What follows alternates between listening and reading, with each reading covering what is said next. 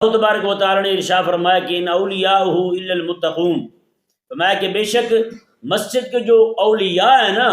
اولیاء مطلب متولی، میں وہ پرہیزگار ہونے چاہیے، جو نماز نہ پڑھے بیچارہ، جو سراسر سال مسجد میں داخل نہ ہو، وہ بھی متولی ہوتا ہے یہاں پہ، پورا سال مسجد میں نہیں آئیں گے، جمعے والے دن کیا ہے جی، جمعے والے دن نماز پڑھتے ہیں ہم؟ نہیں جی، جمعے والے دن میں صرف غسل کرتا ہوں، وہ بھی متولی مسجد کا، اندازہ لگائیں، جمعے والے دن نماز نہیں پڑھتا، صرف غسل کرتا ہے، مسلمان ہوں میں، حساب لگا۔ وہ ایک بندے سے اس کی بیوی نے پوچھا نا بھی آپ رمضان شریف آ رہا ہے